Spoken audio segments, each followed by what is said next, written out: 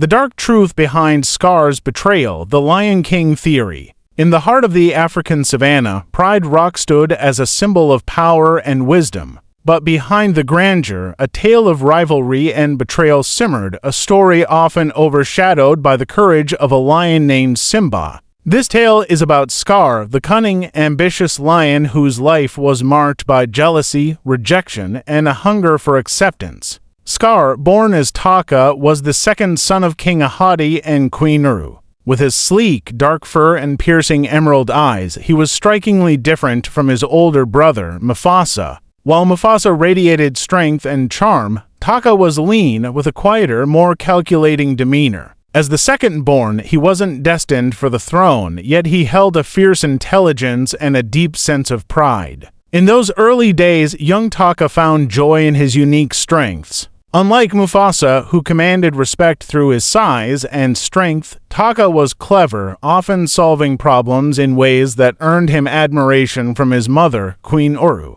Yet, his father, King Ahadi, frequently overlooked him, focusing on molding Mufasa into a king. Taka yearned for acknowledgement, to stand beside his brother as an equal, but that recognition never came. Instead, he was taught to support Mufasa's destiny, to fade into the background while his brother basked in the glory. The resentment slowly grew, and a bitter seed of jealousy took root in Taka's heart, turning his love for his family into a cold, calculated ambition. One day, Taka confronted his father. He asked Ahadi why Mufasa was given all the responsibilities and why he was always in his brother's shadow. Ahadi's response was blunt and unforgiving. "Because Mufasa will one day be king," he said, dismissing Taka's desire to serve their kingdom in his own way. Ahadi's words hurt, and Taka's fury and frustration erupted. In his anger, he devised a plan to prove himself. He ventured to the pride's dangerous outer territories, seeking to slay a buffalo to show his strength.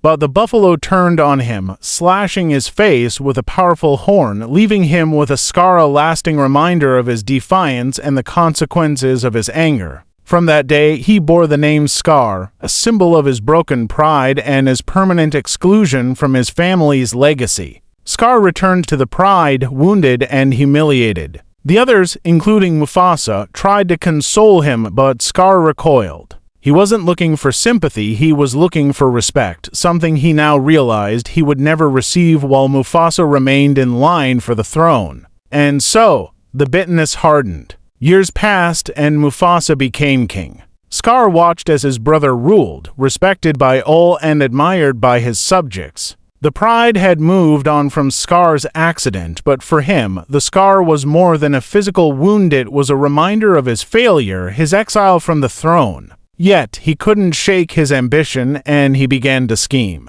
One day, while wandering through the Pride lands, Scar met a group of hyenas led by Shenzi, Banzai, and Dead. The hyenas were outcasts, scorned by the Pride and restricted to the elephant graveyard. Scar summoned them, kindred spirits misunderstood, driven to the margins of society. They, too, had aspiration beyond their meager existence, and Scar saw an opportunity. By aligning himself with the hyenas, he could build a coalition to challenge Mufasa's rule. If he could gain their loyalty, he could find a way to rise to power. The hyenas were eager to join forces. They saw Scar as a potential leader who, unlike Mufasa, was willing to include them in his vision for the Pride lands. Together, they devised a plan, and Scar's sinister side emerged. He manipulated the hyenas, using promises of endless food and freedom to secure their loyalty. Scar's resentment toward Mufasa reached a boiling point with the birth of Simba, Mufasa's son and rightful heir. To Scar, Simba's birth was a reminder that he was now even further removed from the throne. The very throne he believed should have been his was now passed down to another generation, and Scar's role had faded into near insignificance.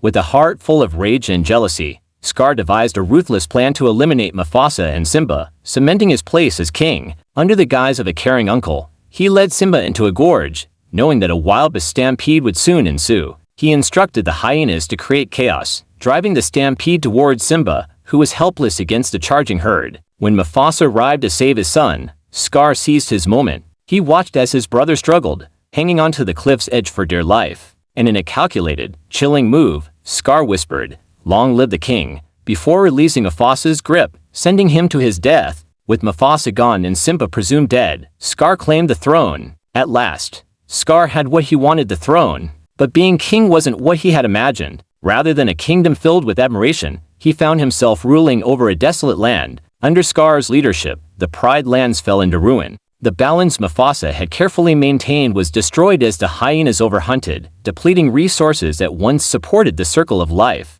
Scar's court was ruled by fear, not respect. His subjects were too afraid to voice their suffering, and he was too proud to acknowledge his own mistakes. Scar's reign was lonely, haunted by the memory of the brother he betrayed and the legacy he could never truly escape. Even the hyenas, who once saw Scar as a beacon of change, began to doubt his leadership. He was not the king he had promised to be, and their loyalty started to wane. As the pride weakened, whispers of rebellion stirred. The animals yearned for a return to the balance they once knew, a life Scar could never offer. His dream of ruling turned into a nightmare, and he found himself trapped by the very power he sought so desperately. Scar's downfall came when Simba, who had survived the stampede, returned to the Pride lands. Scar's fear was masked by his arrogance, believing Simba to be no match for him. But Simba's return was not just about reclaiming the throne, it was about restoring the heart of the Pride lands, something Scar had failed to understand. In the final battle, Scar was exposed, his lies and betrayals revealed to everyone.